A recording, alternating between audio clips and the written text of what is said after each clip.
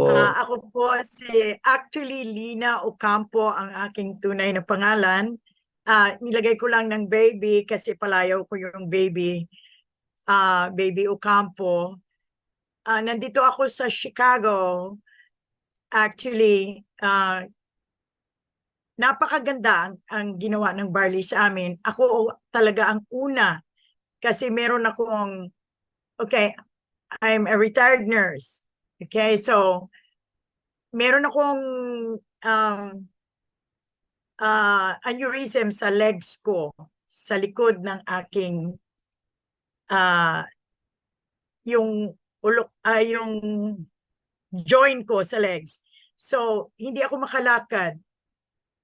Um, Alam ko na kailangan itong operahan, kailangan i-balloon nila para tanggalin yung clot.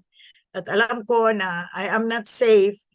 Kaya lang, ayoko talaga ng surgery. So, ang nangyari, meron palang Annalyn Ocampo, kaapelido ko, okay. So, actually, gumamit na ako ng Intra, nakaubos na ako ng 7 karton, walang nangyari sa akin. One day, dumating si Mentor Marie Chris from Florida para mag-renew ng driver's license niya. Nakita niya ako na hindi ako makalakad. Binubuhat ako ng asawa ko, dinadala ako sa dining room para kakain. So, sinabi niya sa akin, Nay, subukan mo ang barley. Ayoko nang maniwala ng ano pa kasi I tried, subukan ko Intra, sabi nila malakas daw. Pero walang nangyari.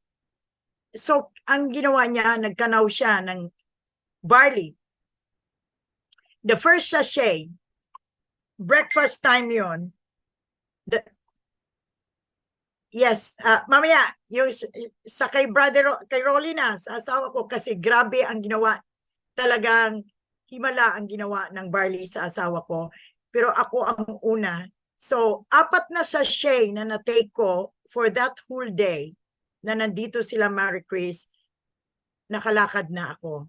So, ang bilis ng sitwasyon. So, ang ginawa ko, ayokong mawala na ako ng barley. So, gumawa ako ng paraan. Sinabi ko kay Marie Chris, I want to have a product in my home para lang gamitin ko. During the time, okay, ang asawa ko, ayaw naman niyang uminom dahil mahal daw. Sabi niya, sa akin lang daw. Pero after a few weeks, meron pala siyang cancer sa liver na hindi namin alam. Kasi wala namang, sige, yeah. So actually, itong husband ko ay nag-cardiac arrest. Namatay siya ng 35 minutes. So nag-CPR ako sa kanya while calling 911. Nung dumating ang 911, they did everything para mabalik siya. Kung titingnan ninyo yung dibdib niya, nasunog yan sa pag electronic resuscitation sa kanya. So nadala siya sa ospital November 5, 2021. Actually, ayaw nang i-confine siya, nasa emergency room siya. Sinabi ng doktor, there is no hope. Kasi hindi nila sure kung buhay ang brain. So, ang sabi nila, humihinga lang daw ito dahil sa machine.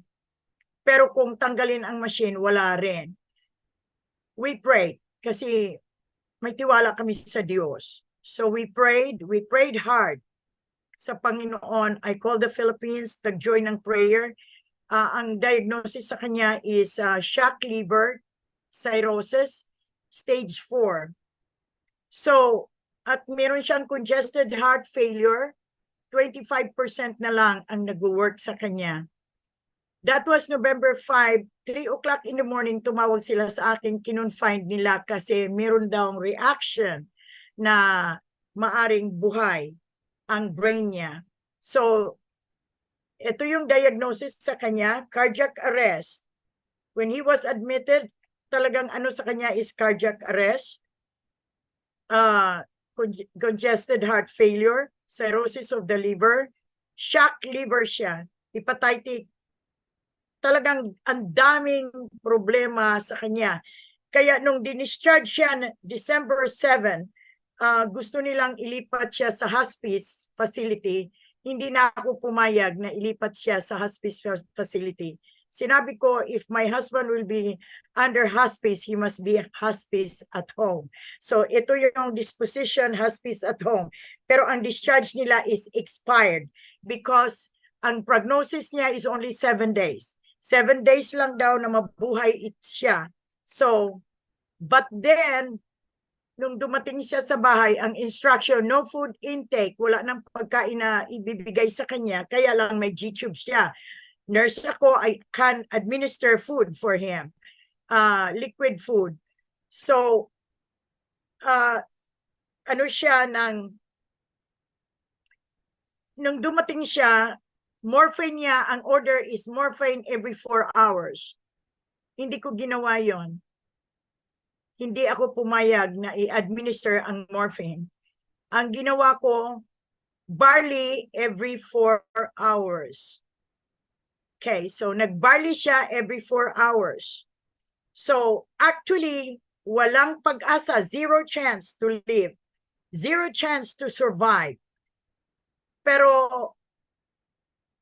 ito yung nasa hospital pa siya, ano ninyo yung umuwi siya sa bahay. Slide please. Ito siya nung umuwi sa bahay. This is his, kanitong sa gitna, ito yung itsura niya nung umuwi siya sa bahay. Tapos, meron siyang bed sore na kung titingnan mo in the field of science, ito na yung sinasabing Kennedy wound. Yun yung mga taong malapit nang mamatay, merong ganito. So that is already infected at hindi sila maniniwalang mabuhay. Pero it closed, nagsara yan, walang gamot, barley lang po. Barley lang ang binibigay ko sa kanya. This is how it looks this time. Saradong-sarado na. So, yung process ng kanyang, it's really amazing. Totoong sinabing amazing product. Wala siyang gamot. Since the time na umuwi siya, walang prescription dahil useless na para sa kanila. It's not needed anymore. Ang hinihintay, pagdating ng nurse, admitting nurse ng hospice, pagliupo niya sa akin sa table, ang ginawa niya, she presented the funerals. Mamili na raw ako kung anong funeral ang kanilang kontakin. Sinabi ko, no, I don't need to choose that. Merong hope para sa amin. So, ito yung process ng healing sa kanya. Tumaba siya ng tumaba na pakonti-konti. Puro barley lang yan. At saka insure complete ang binibigay ko sa kanya. So, pagbigay ng barley, after 10 minutes, mag-administer na ako ng insure sa kanya. Round the clock yan, 24/7. Ito na yung lumalabas na siya. Payat pa rin siya dyan. Pero ngayon, mataba na ang asawa ko at he is in the process of walking. Ang latest result ng kanyang blood work, no more cancer. Wala na siyang cancer. Wala na rin, ang puso niya is perfect. Kung makita ninyo siya dito kami sa buffet, mahilig siya sa buffet kumain. Tingnan nyo ang liig niya kasi meron siyang trach eh. Diyan ang trach na nilagay niya. Kung makita ninyo may trach siya sa liig. Pero ngayon wala na siyang trach, wala na rin siyang G-tube. Nung tinanggal ang G-tube, hindi kami pwedeng magsabi sa mga doktor na merong barley kaming pinapainom. Kasi kukontrahin nila ang barley. So, hindi kami nagsasabi. Basta ang sabi na lang ng doktor sa akin nung tinanggal ang G-tube, sinabi niya sa akin, whatever your religion is, your God is powerful. Oo, umasa kami sa Diyos din. Ginamit din ng Panginoon ang barley talaga sa kanya. So, in the present time, he is perfect. He is healed. Wala siyang sakit kahit Ha? Ito yun, kumakanta siya.